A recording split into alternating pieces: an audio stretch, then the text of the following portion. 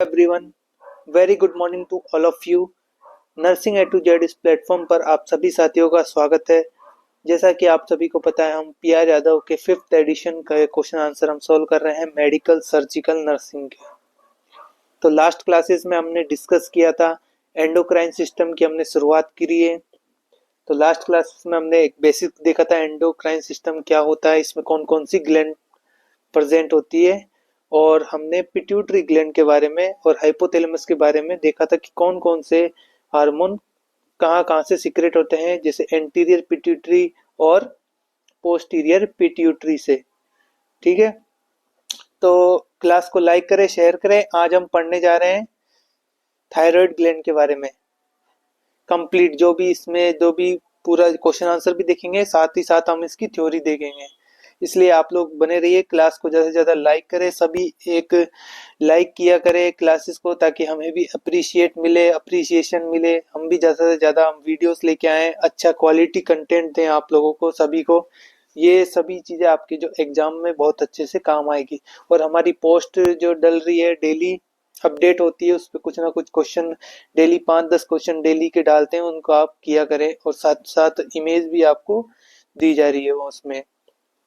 तो चलो हम शुरुआत करते हैं। थायराइड ग्लैंड क्या होती है? थायराइड ग्लैंड देखिए, हमने देखा था कि हाइपोथैलेमस से जो हार्मोन जो आते हैं पिट्यूटरी के पास आते हैं। पिट्यूटरी से हमने देखा था एक हार्मोन था थायराइड स्टिमुलेटिंग हार्मोन, ये हम लास्ट क्लास में पढ़ा था। वो कहाँ जाता है? थायराइड ग्लैंड पे। ये है हमारी थायराइड ग्लैंड, और यहाँ पे जाके क्या सीक्रेट करता है? T3 and T4। सेम ऐसे ही ये हम पढ़ चुके हैं TCH, ACTH, GnRH। ये आपको एक चेन के रूप में मैं आपको समझाना चाह रहा हूँ कि ये सब एक ही चीजें एक ही सीक्वेंस में चल रही है। ठीक है, आपको याद करने में थोड़ी सिंप्लिसिटी होगी। ठीक है, सेम एडिनोकोर्टिकोट्रोफिक हार्मोन मैंने बताया था एड्रिनल कोर्टेक्स पे काम करेगा। ये सब कहाँ से? पिट्यूटरी ग्लैंड पे। और ऐसे ही GnRH ये गोनैड्स पे हमारे काम वर्क करता है। यहाँ तक समझ में आ रहा है? पिट्यूटरी ग्लैंड से ये यहाँ से आएगा थायराइड स्टिमुलेटिंग हार्मोन, कहाँ वर्क करेगा? थायराइड ग्लैंड पे। वहां से क्या बनाएगा? T3 and T4। तो देखिए, ये थायरोक्सिन जो हार्मोन है, ये T4 T3 की कैसे बनते हैं? देखिए, ये जो टायरोसिन होता है प्लस आयोडीन से जुड़ के क्या बनाता है? मोनोआइडोथायरोनिन। ऐसे ही 3 जुड़ के क्या बनाएगा? Try iodothyronine. और 4 जब मोलिकुलर जुड़ जाएंगे तब क्या बोलेंगे? Tetra iodothyronine. और इसी को कहा जाता है, टेट्राआइडो को क्या कहा जाता है? T4, जो हम कहते हैं T3 और T4 में से T4 ये जो है इनएक्टिव फॉर्म होती है, इनएक्टिव फॉर्म। ठीक है, यहाँ तक ये सब कुछ आपको समझ में आया। अब नेक्स्ट देखिए, ये देखिए थायराइड ग्लैंड हम देखते हैं।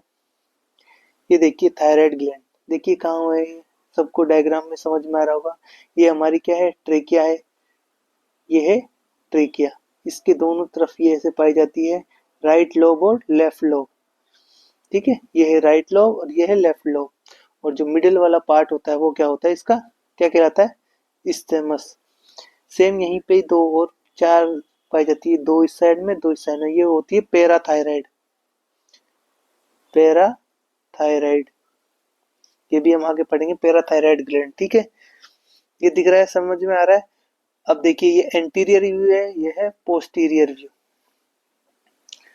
देखिए, ये एपिग्लोटिस है हमारा,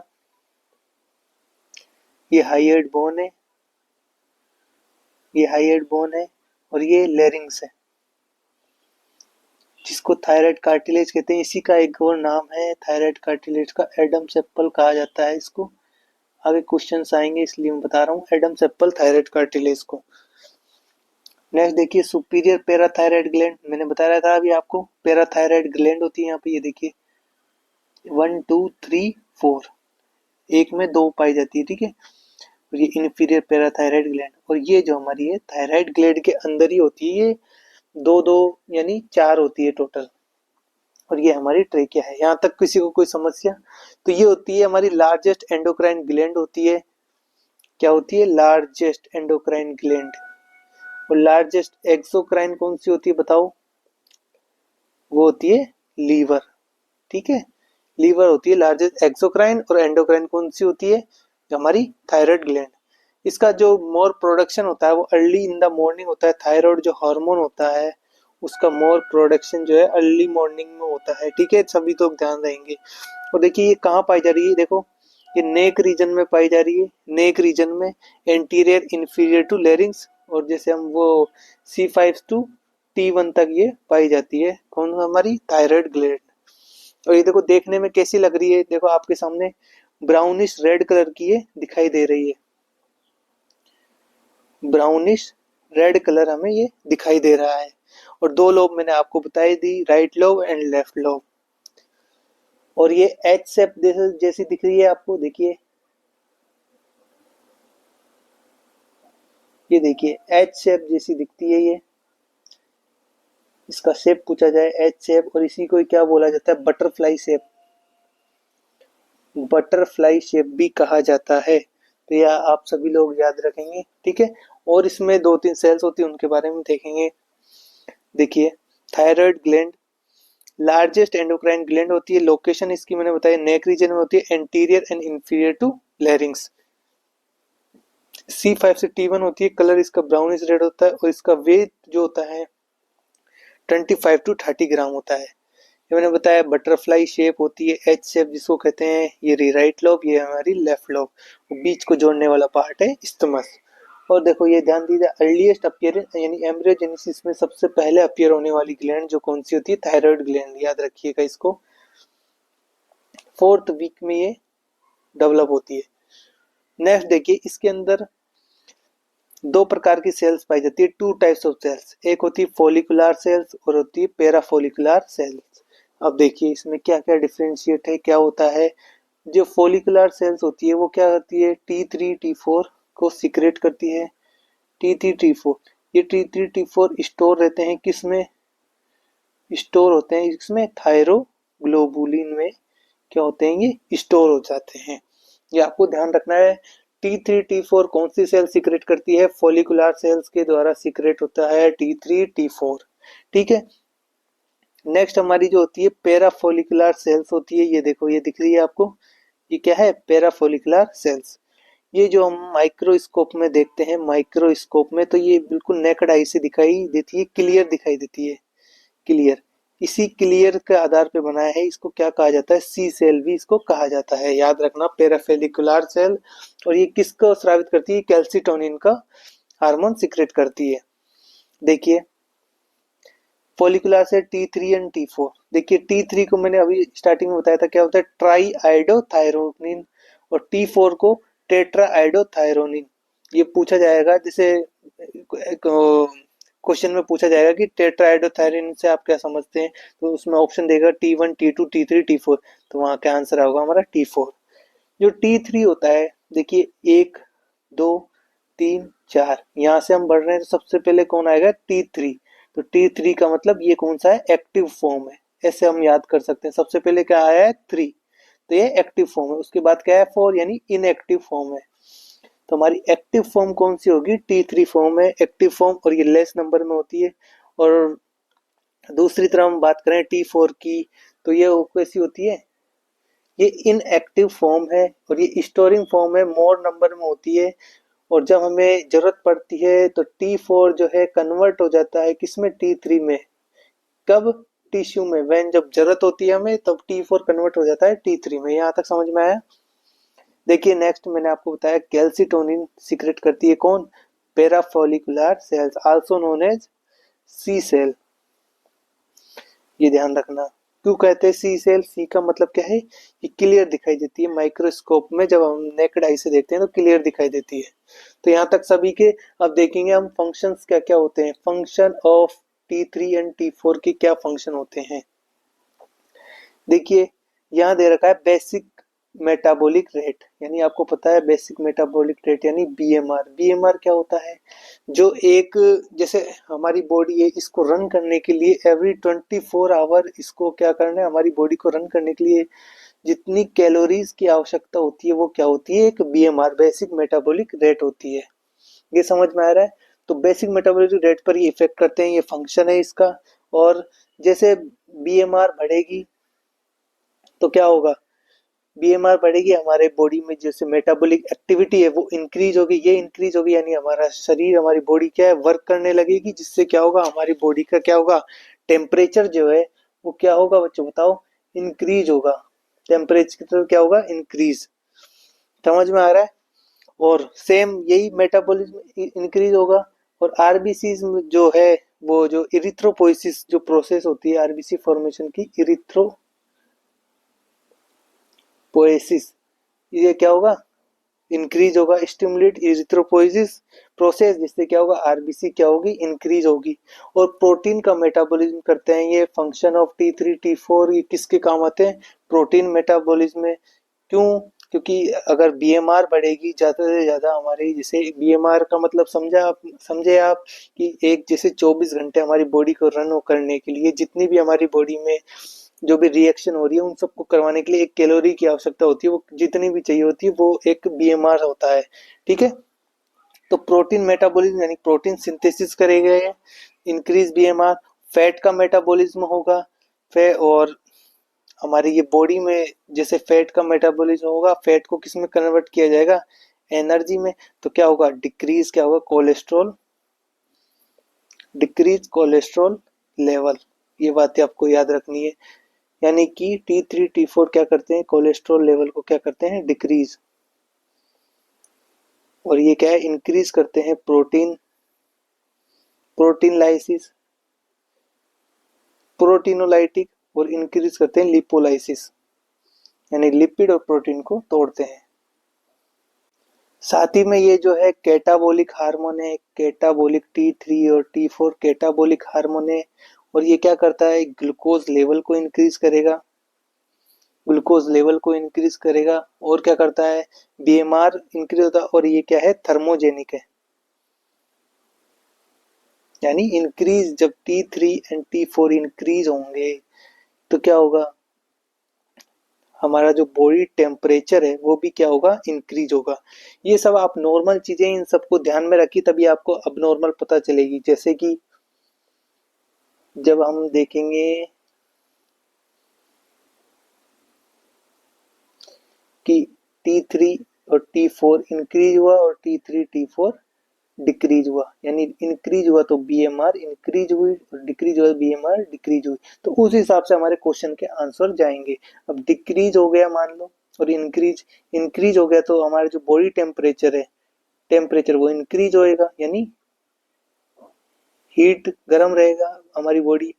और डिक्रीज रहेगा तो टेम्परेचर डिक्रीज हो जाएगा, यानी कोल्ड रहेगी। ऐसे हम सारे जो इसके डिफरेंशिएट कर पाएंगे हाइपरथायरॉयडिज्म और हाइपोथायरॉयडिज्म में। नेक्स्ट देखिए, जीआईटी सिस्टम पर हमारा क्या इफेक्ट पड़ता है बीएमआर का। जीआईटी में हमारे जितने भी एंजाइम होते हैं, सिक्रेशंस होते हैं, वो और मूवमेंट जो होती है जीआईटी ट्रैक की, वो सब क्या हो जाते हैं, इंक्रीज हो जाते हैं जीआईटी। बॉडी वेट का क्या होगा, देखिए जैसे कि मैंने बताया बीएमआर क्या हो जाएगा, बीएमआर इंक्रीज होगा, T3 T4 वर्क करेंगे, तो यानी अपनी बॉडी में सारी मेटाबॉलिक एक्टिविटी बढ़ेगी, जिसके कारण क्या होगा, वेट बताओ बढ़ना चाहिए या कम होना चाहिए, वेट क्या होगा बताइए, वेट क्या होगा, डिक्रीज होगा।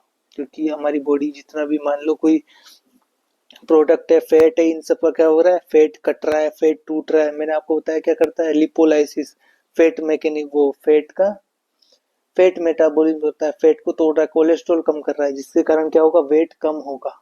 सेम यही हम अगर हम डिजीज पोर्शन में जाए तो बीएमआर अगर मान लो अपन घटा दे, बीएमआर डिक्रीज कर दे, तो क्या होगा, हमारा वेट गेन होगा। समझ में आ रहा है। बीएमआर डिक्रीज यानी कुछ काम ही नहीं कर रही है बॉडी बिल्कुल, ना तो फैट टूट रहा है ना प्रोटीन टूट रहा है।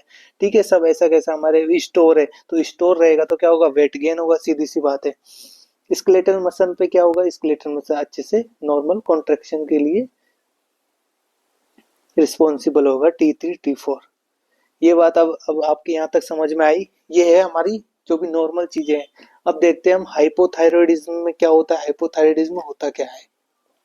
देखिए, हाइपोथायरॉयडिज्म का मतलब है सीधा सीधा T3 और T4 में कमी आ जाएगी, और T3 T4 में कमी आती है तो इसको क्या बोला जाता है, हाइपोथायरॉयडिज्म। और हम इसकी एक और डिजीज पढ़ते हैं, हाशिमोटो थायराइडिटिस। ये क्या होती है, एक ऑटो इम्यून डिसऑर्डर होता है। इसी का ही दूसरा नाम होता है लिम्फोसाइटिक थायरॉइडिस। ठीक है, लिम्फोसाइटिक थायरॉइडाइटिस इसका ये दूसरा नाम है, इसको इस नाम से क्वेश्चन पूछा जाता है। तो हाशीमोटो थायरॉइडिस इसका मतलब क्या है, T3 और T4 क्या है, डिक्रीज हो गए, हाइपोथायरॉयडिज्म की कंडीशन है, ये आपको याद रखना है। ठीक है, इसमें क्या होता है, अंगेज जो हमारे जो फॉलिकुलर सेल्स होती है, फॉलिकुलर सेल्स जो होती है उसके अगेंस्ट क्या बन जाती है, एंटीबॉडी फॉर्म हो जाती है। ठीक है, और ये क्या है, बिल्कुल क्रॉनिक स्टेज है, क्रॉनिक डिसऑर्डर है। ठीक है ना, इनहेरिटेड नहीं है, ये कैसा है, क्रॉनिक डिसऑर्डर है। नेक्स्ट देखिए, इसमें दो प्रकार के आते हैं, जैसे क्रिटिनिज्म और मिक्स्ड एडिमा।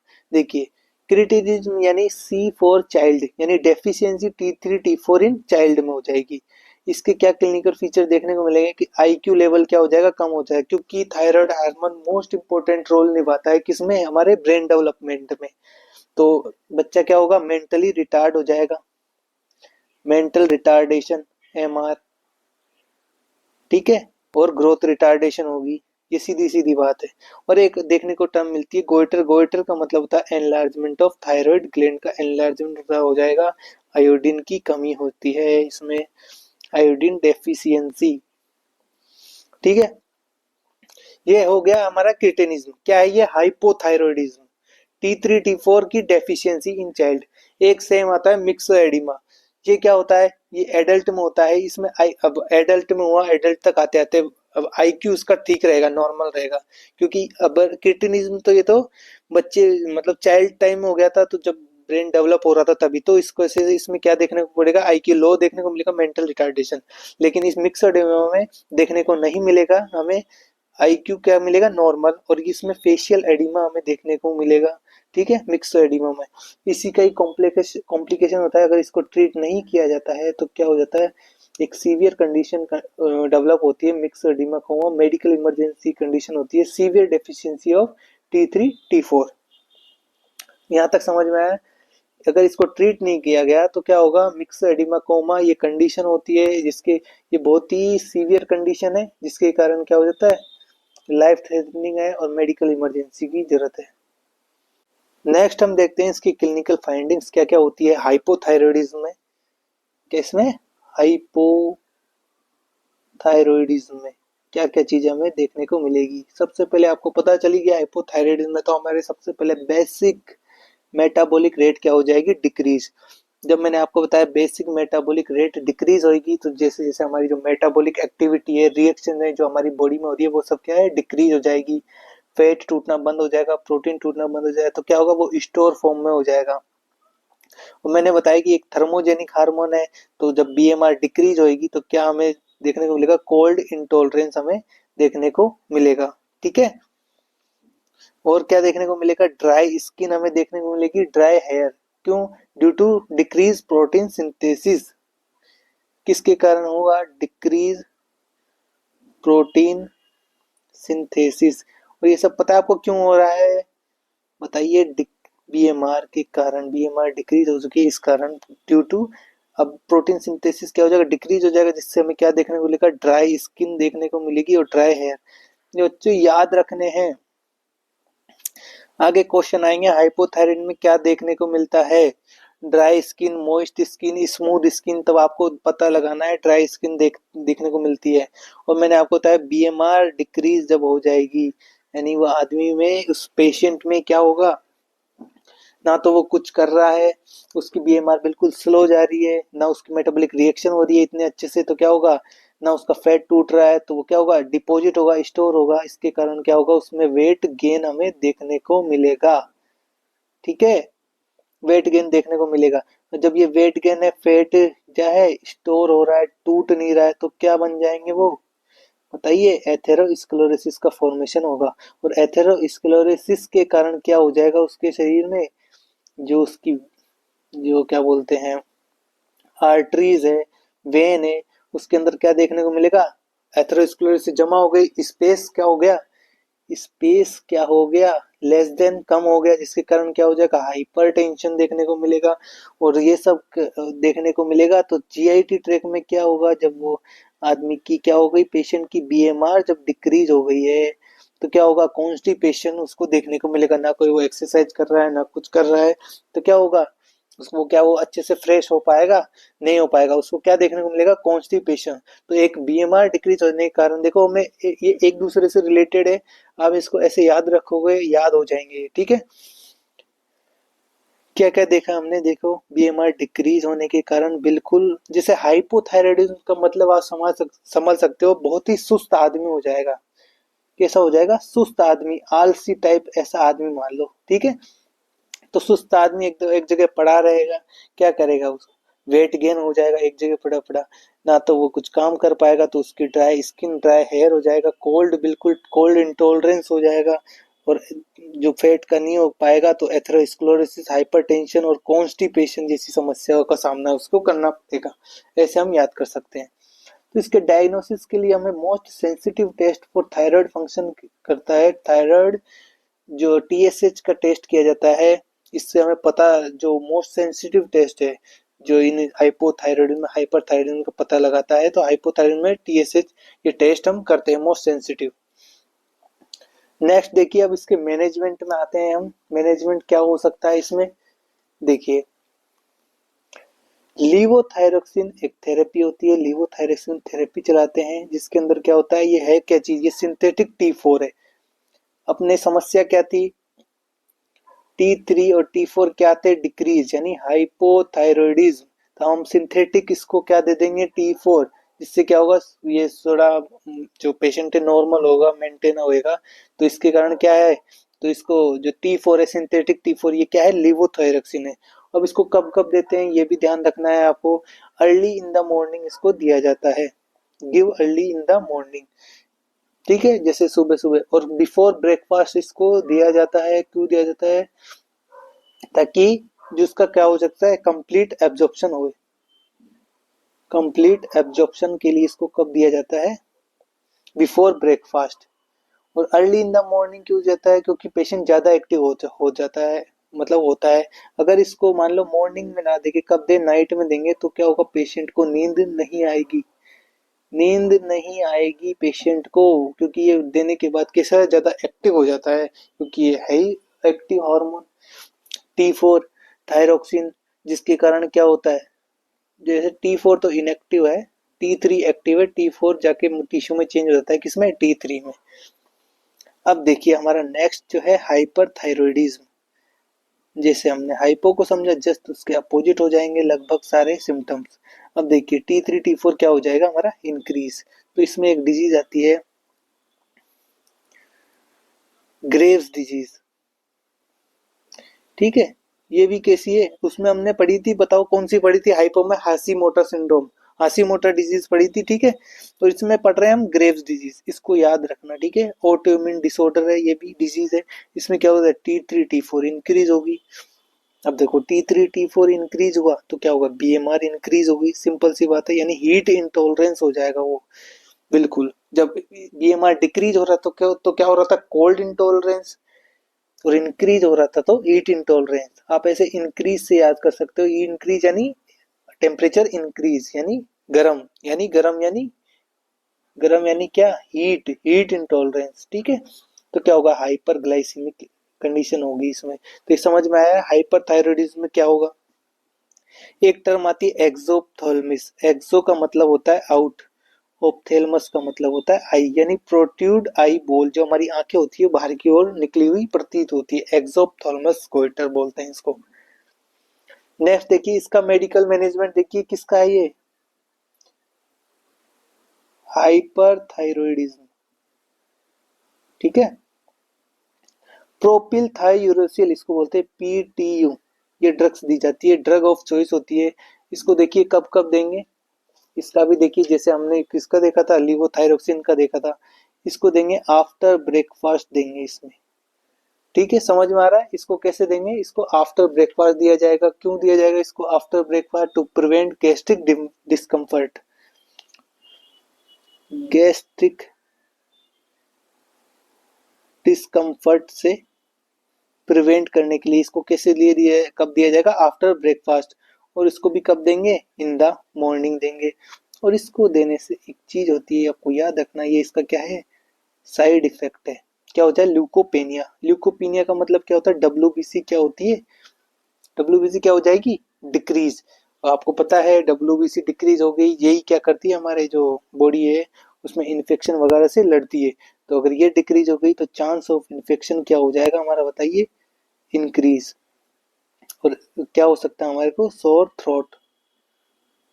सोर थ्रोट की हमें नॉर्मली ये कंप्लेन हमें देखने को मिलती है, ठीक है, ड्यू टू ल्यूकोपीनिया। अब इसकी टॉक्सिसिटी के हमें साइन याद रखने हैं, जब जब हमारी प्रोपिल थायोरेसिल चलेगी, प्रो हाइपर थायरॉयडिज्म का मेडिकल मैनेजमेंट में, तो क्या देखने को मिलेगा हमें, ब्रेडिकार्डिया यानी हार्ट रेट स्लो, और हाइपोथर्मिया यानी हमारा टेम्परेचर है वो डिक्रीज जाएगा। तो ये दो चीज हमें देखने को मिलेगी कब, टॉक्सिसिटी में, ये ध्यान रखना है, ठीक है। सर्जिकल मैनेजमेंट में आते हैं हम। सर्जिकल मैनेजमेंट हम क्या कर सकते हैं हाइपरथायरॉयडिज्म के लिए, हाइपोफाइसेक्टोमी, मतलब जो हमारी एंटीरियर पिट्यूटरी है, एंटीरियर पिट्यूटरी को कट करके निकाल देंगे। इसमें दो प्रकार के मेथड होते हैं, क्रेनियोटोमी और ट्रांसनेजल, ठीक है। और नेक्स्ट आती है हमारी थायरॉइडेक्टोमी, यानी अपनी जो थायराइड ग्लैंड है उसको भी एक्टोमी, मतलब उसको निकाल देंगे। क्लियर, दो प्रकार की सर्जिकल मैनेजमेंट, हाइपोफेजेक्टोमी और थायरॉइडेक्टोमी, ठीक है। अब थायरॉइडेक्टोमी कर दी, अब इसके बाद हमें क्या क्या चीजें ध्यान रखनी पड़ती है पोस्ट ऑपरेटिव में, वो एक बार आप देख लीजिए, बहुत ही इंपॉर्टेंट है। नर्सिंग जो प्रायोरिटी मैनेजमेंट में से, इसमें से बहुत अच्छे अच्छे क्वेश्चन आते हैं। देखिए, सबसे पहले क्या प्रायोरिटी होगी, पेशेंट पोस्ट ऑपरेटिव में आया है थायरॉइडेक्टोमी के बाद, देखिए सबसे पहले हमारे पास जो होगी वो होगा मेंटेन पेटेंट एयरवे। समझ में आ रहा है, उसका पेटेंट एयरवे मेंटेन करेंगे। क्यों, क्योंकि ऑपरेशन के बाद नेक, ऑपरेशन किसका हो रहा है, थायराइड ग्लैंड होती कहाँ है, नेक रीजन में होती है, जस्ट ट्रेकिया के पास, बिल्कुल ट्रेकिया से चिपकी हुई, इसलिए हमें एयरवे मेंटेन करना पड़ेगा। अगर थोड़ी सी भी गलती हुई तो एयरवे ब्लॉक हो जाएगा और पेशेंट की रिस्क रहेगा जान जाने का, ठीक है। सबसे पहले हम क्या देखेंगे, मेंटेन पेटेंट एयरवे। नेक्स्ट देखिए, नेक्स्ट क्या करेंगे, हम प्रोवाइड कराएंगे क्या, सेमी फाउलर पोजीशन, ठीक है। सेमी फाउलर पोजीशन प्रोवाइड करेंगे ताकि वो अच्छे से उसको सांस वगैरह लेने में कोई दिक्कत ना आए, और जो उसका जो जहाँ से ड्रेसिंग वगैरह हुई है कहाँ पे, नेक रीजन में, वो भी क्लियरली हमको विजिबल रहे। नेक्स्ट हम आपको देखेंगे, जब ये जो थायरॉइडेक्टोमी होगी उसके बाद हम बेड साइड क्या रखेंगे, तो हम बेड साइड क्या रखेंगे, बेड साइड हम रखेंगे क्या, ट्रेकियोस्टोमी सेट। ट्रेकियोस्टोमी सेट हमें रखना पड़ेगा बेड साइड। अब एक और चीज आप इसमें समझ लीजिए, हम इसमें ईटी ट्यूब नहीं रखेंगे। ईटी ट्यूब नहीं रखेंगे, क्यों नहीं रखेंगे, क्योंकि इन्फ्लामेशन के कारण ईटी ट्यूब अंदर नहीं जा पाएगी। हम अगर हम इंट्यूबेट करना पड़ा तो ये इंसर्ट नहीं हो पाएगी, इंसर्ट नहीं हो पाएगी, इसलिए हम क्या नहीं रखेंगे, ईटी ट्यूब नहीं रखेंगे। तो tracheostomy set should be always available at bed side, ठीक है, ये आपको याद रखना पड़ेगा आफ्टर सर्जरी। नेक्स्ट देखिए, मॉनिटर फॉर ब्लीडिंग, ब्लीडिंग के लिए उसको मॉनिटर करेंगे। अब ये क्यों करेंगे, क्योंकि जो सर्जिकल साइट है, मैंने बताया आपको क्या हुआ है, थायरॉइडेक्टोमी, यानी सर्जिकल साइट है वो, इंसिजन लगा है, तो वहां पर क्या देखना पड़ेगा हमको। अब जो थायराइड ग्लैंड जो होती है हमारी हाईली वेस्कुलर होती है, इसमें जो वेसल्स जो होती है, जो ब्लड सप्लाई होती है वो हाईली वेस्कुलर ऑर्गन है ये, तो उसके क्या होगा, बैक ऑफ द नेक, जैसे ये हमारी नेक है, इसके बैक साइड में हमें देखना पड़ेगा कि जो एक्यूमुलेशन ऑफ ब्लड तो नहीं हो गया है, क्योंकि सेमी फाउलर पोजीशन में वो लाइन डाउन है पेशेंट, तो बैक साइड हम देखेंगे, बैक साइड क्या देखेंगे, हम ब्लीडिंग को चेक करेंगे, ब्लीडिंग तो नहीं हो रही है, ठीक है। नेक्स्ट हम देखेंगे रिकरेंट ग्लेरिंजियन नर्व, ये क्या है बच्चों, ये है जब हम थायराइडेक्टोमी करेंगे तो क्या है, गलती से क्या है कि ये नर्व ना अफेक्ट हो जाए, इस वजह से क्या करेंगे, और ये लगभग सर्जरी के कितनी देर बाद देख चेक करेंगे, आफ्टर 4 से 6 घंटे बाद, ठीक है। इसमें क्या करेंगे, हम उसको बोलेंगे वॉइस प्रोडक्शन करवाएंगे, उसको कुछ बोलने के लिए बोलेंगे, कुछ बोलो आप आवाज से, जिससे हमें पता चलेगा क्या पता चलेगा? अगर ये डैमेज हो गई तो वो इस प्रोडक्ट नहीं कर पाएगा, मतलब रिकरेंट लेरिंजियल नर्व इसमें क्या हो चुकी है, डैमेज हो चुकी है, होर्सनेस हमें सुनाई देगी, होर्सनेस वॉइस। ठीक है, तो इसका मतलब कुछ ना कुछ खतरा है, रिकरेंट लेरिंजियल नर्व हमें डैमेज हो सकती है, हो गई है, एफोनिया की कंडीशन आएगी इसमें, एफोनिया विल डेवलप। नेक्स्ट देखिए हाइपोकैल्सीमिया। अब देखिए ये कैसे होएगा हाइपोकैल्सीमिया, इसके बारे में, क्योंकि देखो हम थायराइडेक्टोमी कराया है, तो अब मैंने बताया इसके अंदर ही क्या होती है, पैराथायराइड, पैराथायराइड ग्लैंड होती है। पैराथायराइड क्या कैल्शियम का मेंटेन करती है, तो अगर पैराथायराइड निकल गई तो क्या होगा, कैल्शियम क्या हो जाएगा, डिक्रीज हो जाएगा, जिससे क्या क्या सिम्टम्स आएंगे, टिटेनी, और क्या होगा, ट्विस्टिंग ऑफ फेशियल मसल,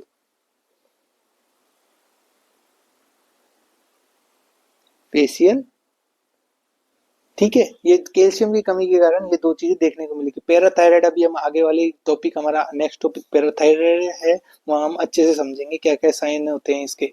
तो ये 5 या 6 चीजें हैं, आपको ध्यान रखनी है, एक बार फिर से देख लीजिए। फिर प्रायोरिटी हमें देखनी है, सबसे पहले पेशेंट आफ्टर सर्जरी आएगा तो क्या करना है, सेम मेंटेन पेटेंट एयरवे देखना है, उसको सांस वांस लेने में कोई दिक्कत तो नहीं आ रही है, एयरवे बिल्कुल पेटेंट है।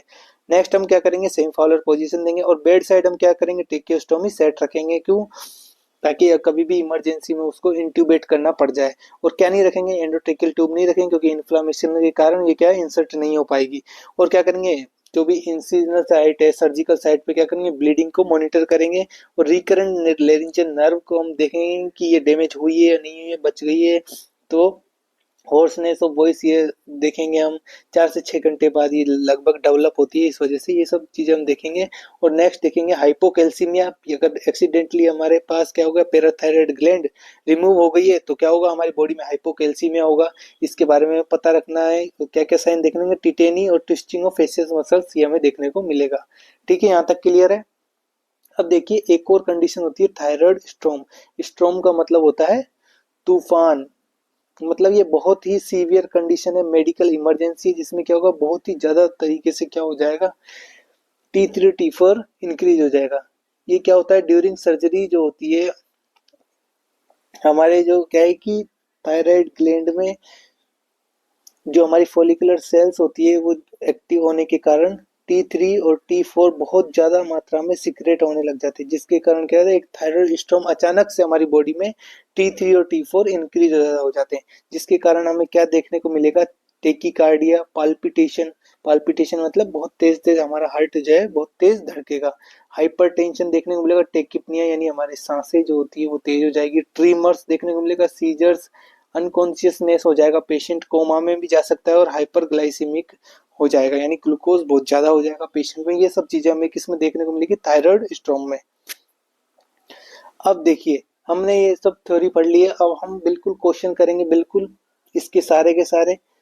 तो आप लोग सभी इसको सबको ध्यान रखिए, ये सब मैंने जो पढ़ाया है इसको रिवाइज करें। अब हम वन बाय वन सारे क्वेश्चन करेंगे थायराइड ग्लैंड के। ठीक है, तो शुरू करते हैं अब। Which endocrine gland is situated in the lower part of neck on the thyroid cartilage। ठीक है, नेक के लोअर पार्ट में कौन सी एंडोक्राइन ग्लैंड है, देखिए pituitary gland, adrenal gland, thyroid gland या पीनियल ग्लैंड। देखिए बताओ, आप सभी ग्लैंड के बारे में आपको पता है, बताइए, अभी मैंने बताया कौन सी ग्लैंड होती है, थायराइड ग्लैंड, जो कहाँ पाई जाती है, lower part of neck. Next देखिए, the earliest gland to appear in the embryo, embryo में कौन सी ग्लैंड जो सबसे पहले अपीयर होती है, बताइए, पिट्यूटरी, थायराइड, एड्रिनल या ओवेरी। देखिए पिट्यूटरी जो ग्लैंड होती है हमारी 4th वीक के अंदर होती है अपीयर, थायराइड ग्लैंड हमारी लगभग 3rd वीक में हो जाती है, और एड्रिनल ग्लैंड लगभग 5th वीक में, और ओवेरी लगभग 8th वीक में। ठीक है, तो बताइए सबसे पहले कौन अपीयर होती है हमारी, थायराइड ग्लैंड। ठीक है, नेक्स्ट देखिए, Adam's apple is more prominent in, किसमें होता है एडम्स एप्पल, मैंने बताया था क्या होता है, एक थायराइड कार्टिलेज को ही क्या अदर नाम है, एडम्स एप्पल। तो ये आप सभी को पता है किसमें ज्यादा होता है, adult mail, male child, adult female या फीमेल चाइल्ड, किसमें ये मोर प्रोमिनेंट होगा हमारा एडम्स एप्पल, तो ये होगा हमारा एडल्ट मेल में मोर प्रोमिनेंट दिखाई देता है। नेक्स्ट देखिए, the Adams apple is formed by, किससे बना होता है ये? Thyroid cartilage, epiglottis, hyoid bone या क्रिकोइड कार्टिलेज? बताइए। एडम्स एप्पल जो होता है वो थायराइड कार्टिलेज का बना होता है। ठीक है, नेक्स्ट देखिए, Adam's apple is related to, ये किससे रिलेटेड है Adam's apple? Pharynx, larynx, trachea या इसोफेगस? चार ऑप्शन आपके पास है, बताइए किससे रिलेटेड होता है ये? देखिए ये लेरिंग्स से रिलेटेड होता है, लेरिंग्स में ये कार्टिलेज पाई जाती है, ये फॉर्म करती है किसका? ये लेरिंग्स बनाती है। ठीक है, लेरिंग्स जो होता है जिसको हम क्या बोलते हैं? वॉइस बॉक्स भी हम कहते हैं। 4 से 5 सेंटीमीटर ये बड़ा होता है, इसकी साइज होती है, और C3 से C6 एरिया में ये सिचुएटेड होता है। इसमें देखो कार्टिलेज पाई जाती है, जैसे मैंने बताया थायराइड, थायराइड कार्टिलेज, जिसको क्या बोला जाता है? एडम्स एप्पल भी बोला जाता है। और कौन सी होती है? क्रिकोइड कार्टिलेज, एपिग्लोटिस होता है इसका पार्ट, एपिग्लोटिस, और एरेटिनोइड कार्टिलेज, एरेटिनोइड कार्टिलेज, और कॉर्निकुलेट और क्यूनिफॉर्म कार्टिलेज। ये सब क्या है? कार्टिलेज पार्ट होती है किसमें? लेरिंग्स में। ये सब हम पढ़ेंगे जब हम हमारा डाइजेस्टिव सिस्टम पढ़ेंगे, उसके अंदर ये पूरी वो डाइजेस्टिव सिस्टम क्या, जब रेस्पिरेटरी सिस्टम पढ़ेंगे तब हम लेरिंग्स के सारे ये पार्ट्स पढ़ेंगे अच्छे से डायग्राम समेत। अब नेक्स्ट क्वेश्चन देखिए, thyroid is effective only in the presence of, किसकी प्रेजेंस में इफेक्टिव होता है थायराइड? देखिए कैल्शियम, आयोडीन, पोटेशियम या सोडियम क्लोराइड? बताइए। थायराइड मैंने आपको बताया था किसके, जब आयोडीन होता है जब ज्यादा इफेक्टिव होता है, आयोडीन के साथ मिलकर ही क्या बनता है? T3 T4 बनते हैं ये मॉलिक्यूल्स। नेक्स्ट देखिए, डेवलपमेंट ऑफ गोइटर मतलब enlarge thyroid gland is mainly due to deficiency of, किसकी डेफिशिएंसी के कारण गोइटर होता है? मैंने आपको बताया। देखिए ऑप्शन पढ़िए, सोडियम, आयोडीन, कैल्शियम या आयरन? किसकी कमी के कारण होता है? तो ये होता है आयोडीन की कमी के कारण। तभी तो बोलते हैं आयोडीन युक्त नमक खाना चाहिए। जैसे मोस्ट प्रोमिनेंट जैसे ये देखा जाता है किसमें? हीली एरिया होता है, वहां पर ये देखा जाता है goitre. Which of the following hormone contain iodine? Iodine किसमें का कंटेन होता है? देखिए थायरोक्सिन, टेस्टोस्टेरोन, इंसुलिन या एड्रेनलिन? इन चारों ऑप्शन में से आपको बताना है आयोडीन कंटेन। देखिए टेस्टोस्टेरोन एक स्टीरॉयड हार्मोन है, स्टीरॉयड। इंसुलिन एक पेप्टाइड हार्मोन है, और एड्रेनलिन आपको होता है अमीनो एसिड डेरिवेटिव है। हमारी जो फर्स्ट क्लास थी, लास्ट क्लास में बताया है। और थायरोक्सिन जो है यही हमारा आंसर है, इसी में क्या होता है? आयोडीन। नेक्स्ट देखिए, अब an essential micronutrient iodine is required for synthesis of which of the following hormone? यानी आयोडीन किसके सिंथेसिस के लिए जरूरी होता है? देखिए गोइटर, क्रिटिनिज्म, थायरोक्सिन या ट्राईआइडोथायरोनिन, टायरोसिन या थायरोक्सिन या ट्रिप्सिन या थायरोनिन? मैंने आपको बताया था स्टार्टिंग में ही सॉरी, कि आयोडीन किसके लिए जरूरी होता है? T3 और T4 के लिए। T4 को क्या बोलते हैं? Tetra iodothyronine. और इसी को क्या बोला जाता है? थायरोक्सिन। इसको क्या बोलेंगे? Try iodothyronine. ठीक है, तो हमारा आंसर जो है क्या है? बी, थायरोक्सिन और ट्राई आइडोथायरोनिन। नेक्स्ट देखिए, which hormone is also called thyroxine? Thyroxine आपको पता है किसको कहते हैं? मैंने बताया था स्टार्टिंग में, T1 T2 T3 T4, तो ये कहते हैं T4 को। नेक्स्ट देखिए, which of following gland secretes hormone to maintain normal metabolic rate of body? यानी कौन सी ग्लैंड सीक्रेट करती है क्या करने के लिए? Maintain normal metabolic rate of body. Thyroid gland, adrenal, pancreas या टेस्टिस? तो मैंने आपको बताया जो मेटाबॉलिक रेट जो किस पे डिपेंड होती है? बीएमआर पे, और ये किस पे होती है? T3 और T4 इसको मेंटेन करते हैं। तो हमारी कौन सी ग्लैंड हो जाएगी? Thyroid gland. नेक्स्ट देखिए, the hormone that causes hypocalcemia? Thyroxine, calcitonin, parathormone या ऑक्सीटोसिन? चार ऑप्शन आपके पास दे रखे हैं, बताइए कौन सा जो है जो हाइपोकैल्सीमिया करेगा।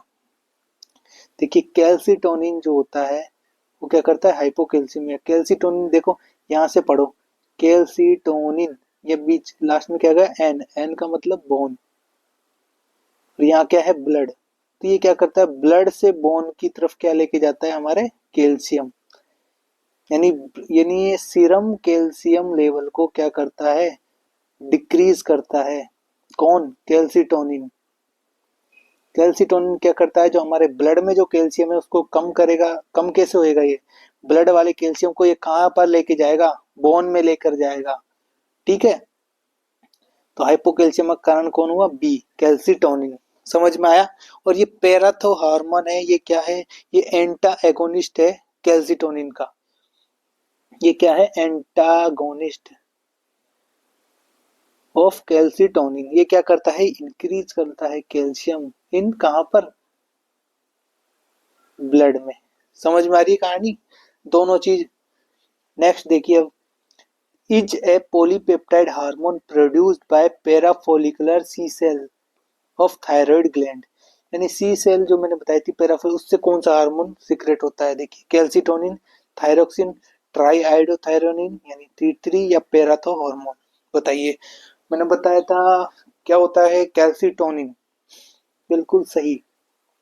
कैल्सिटोनिन हार्मोन सीक्रेट होता है पैराफोलिकुलर सी सेल। सी क्यों बोलते हैं, सी क्या इंडिकेट करता है, clear. The bone remodelling hormone is, bone remodelling hormone किसको कहा गया है, देखिए पैराथो हार्मोन, थायरोसिन, विटामिन डी या कैल्सिटोनिन। बोन रिमॉडलिंग हार्मोन यहाँ पर कहा गया है, देखिए पैराथो हार्मोन, जो मैंने बताया क्या है, एंटागोनिस्ट है जो किसका, कैल्सिटोनिन का। तो इसे क्या कहा गया है, बोन रिमॉडलिंग हार्मोन। नेक्स्ट देखिए, हाइपरथायरॉयडिज्म से हम क्वेश्चन आ गए हैं। ठीक है, आप सभी को अपने दिमाग में हाइपरथायरॉयडिज्म लाना है। हाइपरथायरॉयडिज्म का मतलब क्या है, देखो बता दूं मैं आपको, T3 और T4 क्या है, इंक्रीज है। ठीक है, मतलब बीएमआर हमारी इंक्रीज है, तो क्या होगा बताओ, हीट इंटॉलरेंस जैसा कुछ होगा इसमें। ठीक है, वो सब चीज आप दिमाग में लाओ और क्वेश्चन करते हैं वन बाय वन।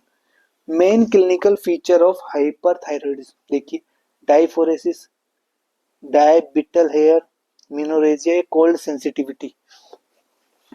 बताइए क्या होगा, देखिए हीट इंटॉलरेंस मैंने बताया, बीएमआर क्या होगी इसमें, तो यानी क्या होगा, पसीना पसीना हो जाएगा, वो क्या होगा, डायफोरेसिस, एक्सेसिव स्वेटिंग,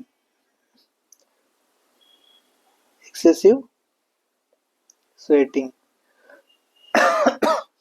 ठीक है, हाइपरथायरॉयडिज्म।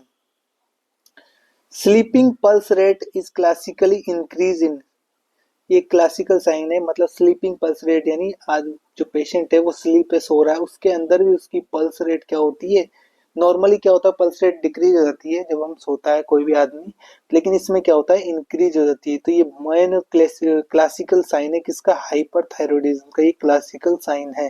ठीक है, याद रखिएगा इसको। नेक्स्ट देखिए, व्हाट कॉल्ड एक्रोपेसी, ये एक बार स्पेलिंग इसकी थोड़ी मिस्टेक है। देखिए एक्रोपेसी, व्हाट कॉल्ड एक्रोपेसी इन हाइपरथायरॉयडिज्म। अब वन बाय वन हम ऑप्शन देखेंगे, digital clubbing and swelling of finger, protrusion of eyelids, enlarge thyroid gland या सॉफ्टनिंग ऑफ बोन्स। तो हमें ये बताना है एक्रोपेसी ये क्या है, मैंने आपको अभी बताया था, जो ग्रेव डिजीज होता है उसके अंदर ये आता है, ग्रेव डिजीज में आता है। तो इसमें क्या होता है, एक ट्रायड पाया जाता है जिसके अंदर पहले में क्या आता है, digital clubbing of, digital clubbing. ठीक है, और नेक्स्ट आता है इसमें ट्रायड में swelling of hands and feet. Next जो इसका थर्ड ट्रायड आता है वो होता है सॉफ्ट टिश्यू। तो इनमें से हमारे ऑप्शन में क्या मैच कर रहा है, digital clubbing and swelling of finger. जो पार्ट एक्रोफेजी हाइपोथायरॉयडिज्म होता है, एक ग्रेव डिजीज का ही एक, इसमें सब टाइप्स जो आता है, इसमें सिम्टम्स आता है, इसमें क्या होता है, digital clubbing swelling of finger, ये 3 ट्रायड इसमें पाए जाते हैं, ये आपको याद रखना है, ठीक है। नेक्स्ट देखते हैं, विच of the following condition is the most common form of hyperthyroidism. Hyperthyroidism का मोस्ट कॉमन फॉर्म बतानी है, ठीक है। Addison disease, Cushing syndrome, Graves disease या हाशिमोटो डिजीज।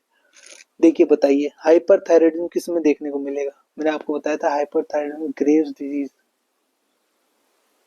ठीक है, ये रहा हमारा ग्रेव्स डिजीज। बस ये आपको ये पता होना चाहिए हाइपर और हाइपो की कौन कौन सी डिजीज है, आप आराम से सभी चीजें आसानी से आप टिक करोगे। हाशिमोटो को आपको पता है ये हाइपो में होता है, हाइपोथायरॉयडिज्म।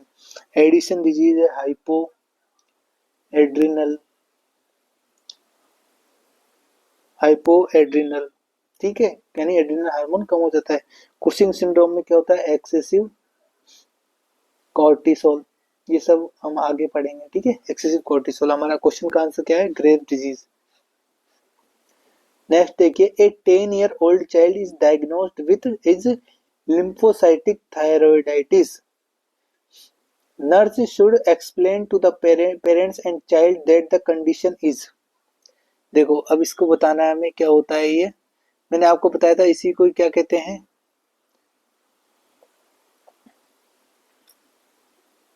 हाशिमोटो थायराइडाइटिस, बताया था मैंने। इसका ही दूसरा नाम क्या होता है, मैंने आपको बोला था इससे क्वेश्चन आते हैं। तो ये हाशिमोटो थायराइडाइटिस है, इसके हिसाब से आपको बताना है। देखिए ये कैसा होता है, क्रॉनिक होता है, इनहेरिटेड होता है, डिफिकल्टी टू ट्रीट या प्रोबेबली टेम्पररी। मैंने आपको वहां भी बताया था ये इनहेरिटेड वगैरह ये ऐसा कुछ नहीं होता है, ये क्या होता है, क्रॉनिक होता है, ठीक है। नेक्स्ट देखिए, एनलार्जमेंट ऑफ थायराइड ग्लैंड अकर, यानी एनलार्जमेंट बताना है कब कब हो सकता है। 4 ऑप्शन है थायराइड ग्लैंड में, देखो hypothyroidism, hyperthyroidism, tumour of thyroid या ऑल ऑफ दी हो। देखो हाइपर हाइपो में दोनों में क्या हो सकता है, हो सकती है बिल्कुल पूरे पूरे चांस है किसके, एनलार्जमेंट के, और ट्यूमर होता है तो बिल्कुल एनलार्ज होगा, यानी ऑल ऑफ दी अबव हमारा यहाँ आंसर है डी। नेक्स्ट देखिए, exophthalmos of eye is characteristic sign of, बताइए। ये भी मैंने बताया था स्टार्टिंग में आपको, देखिए मिक्सोएडिमा, क्रिटिनिज्म, ग्रेव डिजीज या कुशिंग डिजीज, कौन सा हमारा जाएगा जिसमें क्या होगा, एक्सोप्थेलम यानी प्रोट्रूजन ऑफ आईलिड्स, किसमें को देखने को मिलेगा, ग्रेव्स डिजीज में ये हमें देखने को मिलेगा, ठीक है। क्रिटिनिन क्या है, कंजेनाइटल हाइपोथायरॉयडिज्म, कंजेनाइटल हाइपोथायरॉयडिज्म, ठीक है। नेक्स्ट क्वेश्चन देखिए, which sign and symptoms would make the nurse suspect that the client has experienced thyroid storm, thyroid storm. देखो थायराइड स्टॉर्म के बारे में हमने बात करी थी अभी थोड़ी देर पहले, देखिए क्वेश्चन आ चुका है, constipation and hyperactive bowel sound, hyperpyrexia and tachycardia, hypotension या bradycardia, decrease respiration and hypoxia. बताइए थायराइड स्टॉर्म में क्या होता है, मैंने आपको बताया बहुत ही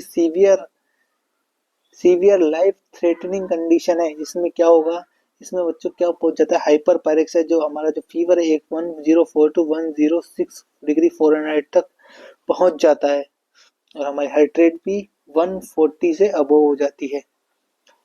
तो हमारा आंसर क्या हो जाएगा, बी। हाँ ये और ये जो बाकी जो अदर जो है ये देखने को मिलता है हमें, किसमें देखने को मिलता है, मिक्सो एडिमा कोमा, ये चीज हमें इसमें देखने को मिलती है। इसमें क्या होता है, मिक्सोएडिमा में डिक्रीज रेस्पिरेशन, रेस्पिरेशन डिक्रीज हो जाता है, हाइपोक्सिया की कंडीशन हो जाती है, ब्रेडिकार्डिया और हाइपोटेंशन हमें इसमें देखने को मिलेगा, ठीक है। क्लियर है ये। और कॉन्स्टिपेशन ये किसका एक क्लासिकल साइन है, बताओ, हाइपोथायरॉयडिज्म का, हाइपोथायरॉयडिज्म, ठीक है। कॉन्स्टिपेशन किसका एक क्लासिकल एक सिम्टम्स है, हाइपोथायरॉयडिज्म का, ठीक है, ये मैंने अभी बताया था आपको। नेक्स्ट देखिए, ए 30-year-old वुमेन रिटर्न्स फ्रॉम ए सब टोटल थायरॉइडेक्टोमी, ठीक है। थायरॉइडेक्टोमी से क्वेश्चन है हमारा, for the treatment of hyperthyroidism, उसके क्या था, हाइपरथायरॉयडिज्म था, उसके ट्रीटमेंट के लिए उसने क्या कराया, थायराइड ग्लैंड हटवा दी। On assessment immediate priorities the nurse would include, तो देखो पोस्ट ऑपरेटिव मैंने आपको प्रायोरिटी बताई थी, उसी प्रायोरिटी को हमें छांटना है। देखिए किसको असेस करना पड़ेगा, असेस फॉर पेन, बी है हमारा assess for neurological status, assess for fluid volume status, या असेस फॉर रेस्पिरेटरी डिस्ट्रेस। ये चार ऑप्शन हमारे पास है, बताइए क्या होगा हमारा आंसर। मैंने आपको बताया था कि क्या जो रेस्पिरेटरी डिस्ट्रेस है इसको क्या करेगी, ये बहुत ही मेन वो जो है प्रायोरिटी है हमारा, मैंने बताया था मेंटेन एयरवे, ठीक है, ये हमारा फर्स्ट प्रायोरिटी रहेगा। तो क्या करेगी सबसे पहले, वो क्या है, असेस फॉर रेस्पिरेटरी डिस्ट्रेस को असेस करेगी, और अगर ये पाया जाता है तो क्या, ट्रेकियोस्टोमी, ठीक है, ट्रेकियोस्टोमी इंसर्ट करी जाएगी। तो ये सब मैंने आपको प्रायोरिटी से बता रखा है, ठीक है। नेक्स्ट देखिए, the client has recently return from having thyroidectomy, the nurse should keep which of the following at bed side में, हमें कहाँ रखना है, देखो क्वेश्चन आ गया है, सब कुछ मैंने आपको बता रखा है। देखिए ट्रेकियोस्टोमी सेट, पेडेड टंग ब्लेड, एंडोट्रेकियल ट्यूब या एयरवे। बताइए बेड साइड मैंने बताया था क्या रखने को, ट्रेकियोस्टोमी सेट रहेगा क्या हमारे बेड साइड, ठीक है। जैसे ही उसको डिस्ट्रेस हुआ तो फटाफट क्या हो सकता है, इंटूबेट हो जाएगा। नेक्स्ट देखिए, most common complication of radio iodine therapy of thyrotoxicosis, ठीक है, थायरोटॉक्सिकोसिस के लिए मोस्ट कॉमन क्या चाहिए, वो क्या है, कॉम्प्लिकेशन क्या है, आयोडीन थेरेपी चल रही है, तो आयोडीन थेरेपी कौन सी चलती है, आयोडीन 131 ये थेरेपी चलती है, ठीक है। तो ऑप्शन देख लेते हैं, hypothyroidism, hypoparathyroidism, late development of malignancy या रीअकरेंस। चार ऑप्शन आपके पास है, कौन सा इसमें आपको सही बैठ रहा है बताइए। जो रेडिएशन जो होती है वो क्या कर देती है, डैमेज कर देती है थायराइड सेल्स को, जो हमारी रेडिएशन होती है ये डैमेज कर देती है थायराइड सेल्स। और ये कैसे होता है, परमानेंट डैमेज होता है, जिससे क्या होता है, डिक्रीज हो जाते हैं हमारे थायराइड के हार्मोन, ठीक है। तो हमारा आंसर क्या जाएगा, हाइपोथायरॉयडिज्म, ठीक है। समझ में आया ये यहाँ तक। और थायराइड टॉक्सिकोसिस का मतलब क्या है, यानी हाइपरथायरॉयडिज्म ही कहा जाता है इसको ना, हाइपर थायरॉयडिज्म, यानी थायराइड जो हार्मोन है उसके जो हमारी बॉडी में क्या हो गया है, इंक्रीज हो गया है। Next, when a patient receive propylthiouracil, देखो ड्रग जो हमें पढ़ाई थी उसका क्वेश्चन है, which following need to be prompt reported, क्या रिपोर्टिंग करनी पड़ेगी, ठीक है। मैंने बताया था ये क्या करती है, देखिए ऑप्शन देख लेते हैं पहले, कॉन्स्टिपेशन, सोर थ्रोट या यूरिनरी फ्रीक्वेंसी। चार ऑप्शन आपके पास है, आपको बताना है क्या करती है प्रोपिल थायोयूरेसिल, जिसको क्या कहा जाता है शॉर्ट फॉर्म में पीटीयू, ठीक है। क्या करती है ये बताओ, चार ऑप्शन है मैंने बता रखा है। तो ये क्या करती है, मैंने आपको बताया था डब्ल्यूबीसी क्या करती है, डिक्रीज होती है, जिसको क्या कहते हैं ल्यूकोपीनिया, इससे क्या है, इन्फेक्शन के चांस इंक्रीज हो जाते हैं, जो मैंने बताया था क्या होता है फिर सोर थ्रोट के। तो हमारा आंसर क्या होगा, सोर थ्रोट, ठीक है। समझ में आ रहा है, ये सब हमारा वैसा ही चल रहा है, मैंने स्टार्टिंग में बता चुका हूँ ये सब, ठीक है। नेक्स्ट देखिए, which drug is effective in the treatment of thyrotoxicosis, thyrotoxicosis मतलब क्या, मैंने बताया था अभी, इंक्रीज हो गए थायराइड हार्मोन, कहाँ पे, हमारी बॉडी में इंक्रीज थायराइड हार्मोन। कौन सी ड्रग हमें काम में लेनी पड़ेगी, देखिए फ्लूकेनाजोल, ओमिप्राजोल, कार्बिमाजोल या ट्रिनिडाजोल। वन बाय वन हम देखते हैं। फ्लूकेनाजोल क्या होती है, फ्लूकेनाजोल ये एक एंटी फंगल है, एंटी फंगल ड्रग है। ओमिप्राजोल क्या है, प्रोटोन पंप इनिबिटर है, प्रोटोन पंप इनिबिटर, यहाँ पे इसका कोई रोल नहीं है। और टिनिडाजोल क्या है, एंटी इन्फेक्टिव एजेंट है, ये एंटी इन्फेक्टिव एजेंट। तो हमारा सीधे सीधी बात है, एक ही हमारी ड्रग्स बचती है, वो कौन सी है? वो है हमारी कार्बिमाजोल। ये जो है ये काम आती है, एंटी थायराइड मेडिकेशन है, ये यूज की जाती है किसमें? हाइपरथायराइडिज्म या फिर थायरोटॉक्सिकोसिस में। ठीक है, सेम इसकी मतलब इसकी जगह अगर वो भी होता हमारा उदाहरण पीटीयू प्रोपिल थायरोसिल, तो वो भी हमारा करेक्ट आंसर होता। ठीक है, नेक्स्ट देखिए, what is the priority nursing care to a client with a severe hyperthyroidism. ठीक है, समझ में आ रहा है? सीवियर हाइपरथायरॉयडिज्म यानी बहुत ज्यादा हो गया है, क्या हमारे T3 T4 severe life threatening condition है। तो क्या करेंगे हम? प्रायोरिटी क्या होगी नर्सिंग की? Assess for recent emotional trauma. जब सीवियर हो गया तो क्या नर्स असेस करेगी? बिल्कुल नहीं, असेस थोड़ी करेगी। Provide calm and non stimulating environment, provide diversional activity, encourage range of motion exercise. जब सीवियर कंडीशन है तो क्या उसको रेंज ऑफ मोशन एक्सरसाइज क्या एनकरेज करेंगे? बिल्कुल नहीं। डाइवर्जन एक्टिविटी से भी कुछ भी नहीं होगा। उसको क्या होगा, अपन को क्या करना है, उसको एक तो हमें शांत एकदम काम एनवायरनमेंट प्रदान करना है। ठीक है, नॉन स्टिमुलेटिंग, जिससे वो कोई भी स्टिमुलेशन ना मिले, बिल्कुल वो शांति से अपने बेड पे बेड रेस्ट करे वो आराम से। इसलिए उसको कैसा माहौल प्रदान करना है? Provide calm and non stimulating. क्यों करना है? आपको पता है इसमें क्या लिखा हुआ है, क्वेश्चन में क्या लिखा हुआ है? Severe hyperthyroidism. समझ में आ गया? नेक्स्ट देखिए, अब देखिए हमारे पास क्वेश्चन है हाइपोथायरॉयडिज्म से रिलेटेड।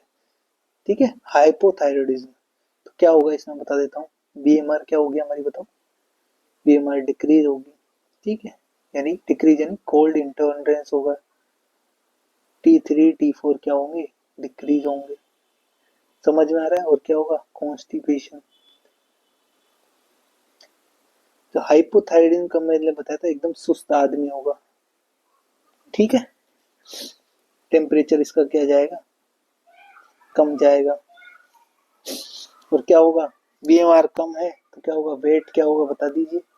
वेट गेन होगा। समझ में आ गया?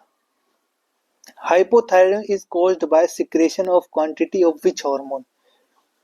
किसके कारण को ये होता है? Decrease thyroxine hormone, increase thyroxine hormone, या इंक्रीज ग्रोथ हार्मोन, या डिक्रीज इंसुलिन हार्मोन। बताइए, चार ऑप्शन आपके पास है, कौन सा होगा इसमें?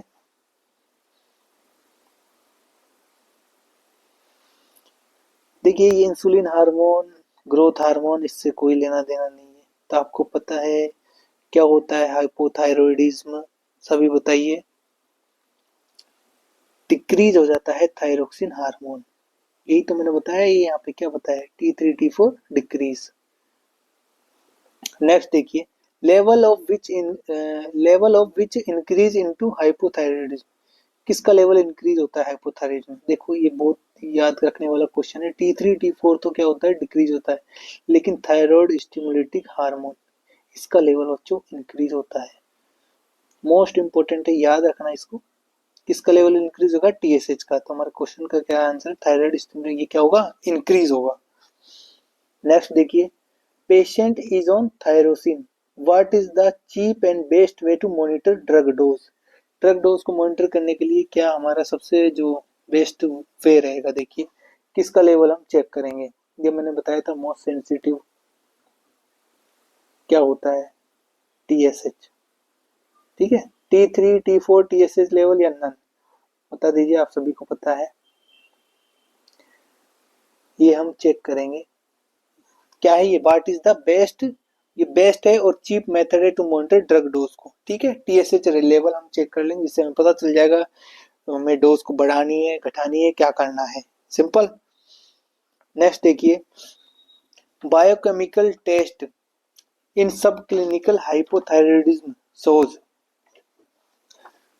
Raised TSH level, low TSH level, no change in TSH level, या रेज T3 लेवल। तो मैंने अभी आपको बताया सब क्लिनिकल केसेस में क्या होता है? TSH लेवल क्या होता है? इंक्रीज होता है। तो क्या होगा हमारा answer? A, raise in TSH level. बिल्कुल सही जवाब आप सभी का। नेक्स्ट देखिए, a 3 month old infant has been diagnosed with congenital hypothyroidism. बताइए क्या चीज है ये? मैंने आपको बताया था स्टार्टिंग, कंजेनाइटल हाइपोथायरॉयडिज्म क्रिटेनिज्म, ठीक है, क्रिटेनिज्म है ये। What is the probably effect on the child future if treatment is not been in early infancy, अगर ट्रीटमेंट नहीं किया गया इसका अर्ली जल्दी जल्दी तो क्या चीज अफेक्ट देखने को मिलेगी, देखिए। Life long mix oedema, more severe mental retardation, development of spastic paralysis या रिपीटेड एपिसोड्स ऑफ थायरोटॉक्सिकोसिस। बताइए कि मैंने बताया था इसमें आईक्यू क्या होता है, डिक्रीज हो जाता है, मेंटल रिटार्ड होता है बच्चा। तो क्या देखने को मिलेगा, मोर सीवियर, अगर जल्दी से इसको ठीक नहीं करा गया तो मोर सीवियर मेंटल रिटार्डेशन, और ये चीज हमें देखने को मिलेगी इस क्रिटिनिज्म वाले। इसको ही क्या कहा जाता है, कंजेनाइटल हाइपोथायरॉयडिज्म। ये नाम याद रखना, ये नाम आता है, पूछा जाता है। नेक्स्ट देखिए, क्रिटिनिज्म इज फाउंड इन, किस में पाया जाता है, hyperthyroidism, congenital hypothyroidism, type 1 DM diabetic mellitus या ऑटोइम्यून आरबीसी डिस्ट्रक्शन। बताइए, अभी लास्ट क्वेश्चन हमने पढ़ा किसको कहते हैं, कंजेनाइटल हाइपोथायरॉयडिज्म क्या कहलाता है, क्रिटिनिज्म पाया जाता है इसमें, ठीक है। नेक्स्ट देखिए, in patient who has history of hypothyroidism, ठीक है, हाइपोथायरॉयडिज्म की हिस्ट्री है, which of following characteristics of skin is of the patient is an relevant finding on examination, यानी हाइपोथायरॉयडिज्म है और अपन को क्या बताना है, स्किन कैसी होगी इसकी। तो इसमें सीधी सी बात है, बीएमआर क्या होगा हमारा, डिक्रीज होगा। बीएमआर डिक्रीज होगा तो स्किन कैसी होगी बताइए, मेटाबॉलिक एक्टिविटी है वो भी डिक्रीज होगी, तो जिसके कारण क्या मिलेगी हमें, ड्राई स्किन यहाँ पर देखने को मिलेगी। ऑप्शन देखिए, स्मूथ, ड्राई, फ्लश्ड या मोइस्ट। चार ऑप्शन दे रखे हैं। ये जो स्मूथ, फ्लश्ड और ये है, ये तीन और किसमें देखने को मिलेगी, हाइपरथायरॉयडिज्म में देखने को मिलेगी, ठीक है। इसमें क्या होता है, बीएमआर क्या होती है, इंक्रीज। और हमारी जो ड्राई स्किन है, मैंने आपको वहां भी बताया था, ड्यू टू प्रोटीन सिंथेसिस क्या हो सकता है, डिक्रीज हो जाता है। इसके कारण क्या देखने को मिलता है हमें, ड्राई स्किन देखने को मिलेगा, हेयर ड्राई देखने को मिलेंगे। तो हाइपोथायरॉयडिज्म में क्या देखने को मिलेगा, ड्राई स्किन देखने को मिलेगी। नेक्स्ट देखिए, डेफिशिएंसी ऑफ थायरोक्सिन या फिर हाइपोथायरॉयडिज्म वाला in adult leads to a condition called, कौन सी कंडीशन होती है, देखिए, टिटेनी, मिक्सर एडिमा, क्रिटिनिज्म या ग्रेव्स डिजीज। बताइए, क्रिटिनिज्म आपको पता है ये चाइल्ड में होता है, इसमें हमें किसने पूछा है, एडल्ट में। ग्रेव डिजीज आपको पता है, तो बच्चा कौन, टिटेनी आपको पता है कैल्शियम की कमी होती है, कैल्शियम की कमी, तो क्या बचा, मिक्सर एडिमा, ये क्या होता है, हाइपोथायरॉयडिज्म इन एडल्ट। देखिए, मिक्सर एडिमा क्या होता है,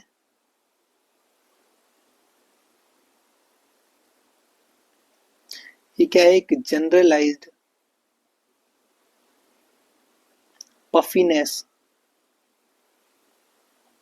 and oedema of the skin, यही मैंने बताया आपको ऑप्शन में, एडिमा ऑफ द स्किन। और इसमें स्किन मैंने आपको बताया था कैसी देखने को मिलती है, ड्राई देखने को मिलती है, बताया था अभी लास्ट पिछले वाले क्वेश्चन में।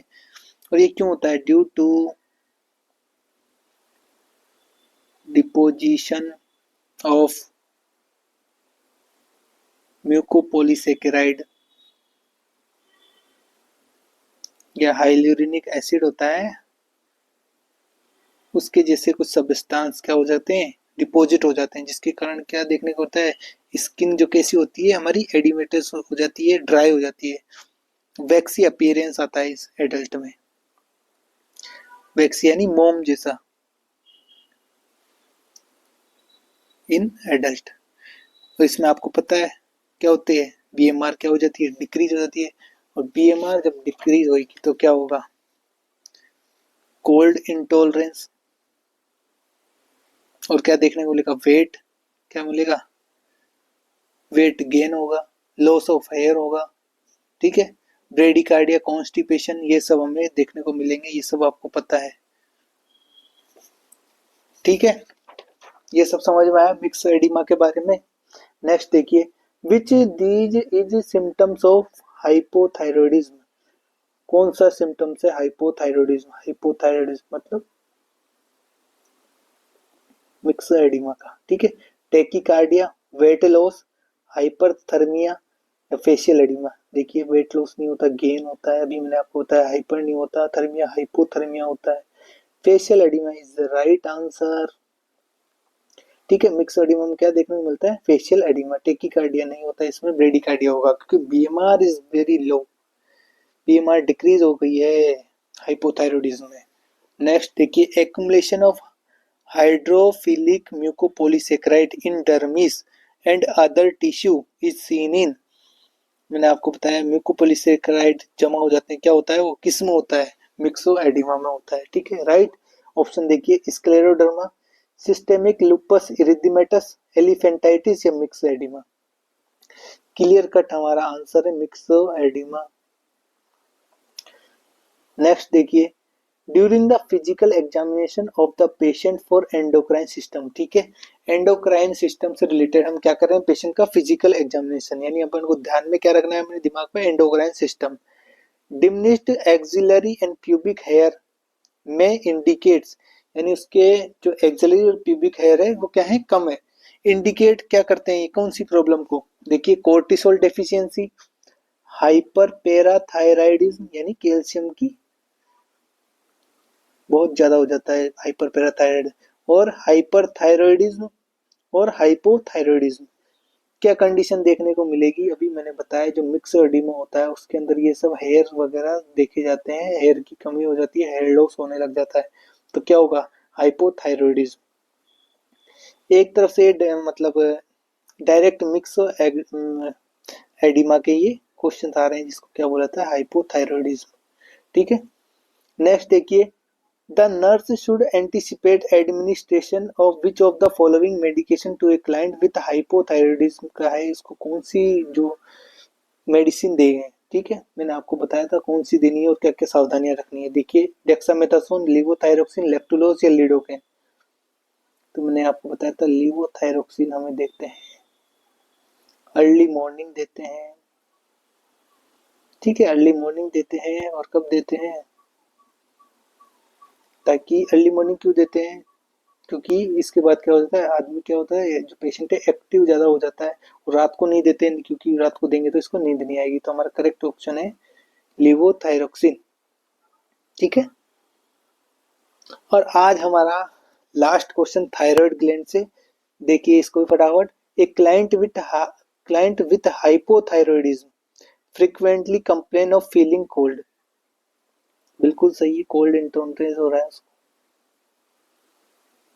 ठीक है, बीएमआर डिक्रीज होती है किसमें? हाइपोथायरॉयडिज्म में, बता रखा है मैंने। The nurse should tell client that she will be more comfortable if she. अब उसको कैसा क्या दिया जाए कंफर्टेबल करने के लिए? ठीक है, देखिए ऑप्शन देखिए, uses an electrical blanket at night, dresses in extra layers of clothing, applies a heating pad to her feet, take a hot bath morning and evening. बताइए कौन सा एक ऑप्शन है जो बिल्कुल कंफर्टेबल है उसके लिए? आंसर वो क्या? क्वेश्चन ध्यान से देखिएगा, हाइपोथायरॉयडिज्म है, हाइपो है, और क्या है? कोल्ड इंटॉलरेंस है। ठीक है, वो बीएमआर डिक्रीज हो रखी है उसकी। तो कौन सा ऑप्शन हमारा है? देखो, यूज एन इलेक्ट्रिक ब्लैंकेट, ये बिल्कुल नहीं जाएगा क्योंकि खतरा हो सकता है कोई शॉर्ट सर्किट्स का इसका है। ठीक है, हीटिंग पैड ये भी नहीं, ओनली पैर पैर पे करके हमें कुछ नहीं मिलेगा, और ये बिल्कुल नहीं करेंगे इवनिंग और मॉर्निंग में। तो हमारा जो बेस्ट आंसर है क्या है कि उसको एक्स्ट्रा लेयर ऑफ क्लोथिंग पिलाई जाए, जिससे क्या होगा, उसकी जो हीट है वो बाहर नहीं निकलेगी, जो क्या रखेगी, उसको गर्म रखेगी इसको। ठीक है, तो हमारी आंसर बी है। तो आज हमने करे किस? थायराइड ग्लैंड के। जो हमारे जैसे 122 आ गया ना, बीच में हमने कुछ क्वेश्चन छोड़ दिए हैं, वो छोड़े नहीं है, वो किससे रिलेटेड है? पैराथायरॉयड के क्वेश्चन है, जो हम हमारी अगली क्लास में लेंगे। मैंने क्या करा है कि इस बार क्या है कि थायराइड ग्लैंड के सारे क्वेश्चन एक साथ ले लिए हैं, इसलिए वो बीच में जो पैराथायराइड वाला पोर्शन है वो हमने छोड़ दिया है। वो पैराथायराइड का एक अलग क्लास होगी नेक्स्ट क्लास। तो आज हमने इसमें थायराइड ग्लैंड के जो कंप्लीट जो क्वेश्चन थे पीआर यादव के, वो पूरे कंप्लीट कर लिए। नेक्स्ट हम क्या करेंगे? पैराथायराइड ग्लैंड के जो क्वेश्चन है वो करेंगे। ठीक है, आशा करता हूँ मैं आपको ये थायराइड ग्लैंड से रिलेटेड मैंने अपनी पूरी कोशिश करी है आपको पूरा एक ही क्लास में देने के लिए। इस क्लास के बाद आपको थायराइड ग्लैंड में से कुछ भी और अदर बाहर पढ़ने की जरूरत ना पड़े। सारे क्वेश्चन आपके इसी में से आएंगे। ये प्रीवियस ईयर के क्वेश्चन है। आप ज़्यादा से ज़्यादा क्लास को लाइक करें और अपने साथियों में शेयर करें, ताकि जो भी बच्चे अभी देख रहे हैं, अपीयरिंग है, अभी जैसे क्लासेस पढ़ रहे हैं, कॉलेज में जा रहे हैं, वो सभी इसको देखें और अपने नोट्स बनाएं। और ये सब चीज़ें आपके आने वाले एग्जाम में काम आएगी। तो थैंक यू सो मच। मिलते हैं अगली क्लास में। ज़्यादा से ज़्यादा लाइक करें, अपने सभी दोस्तों में शेयर करें क्लास। Thank you.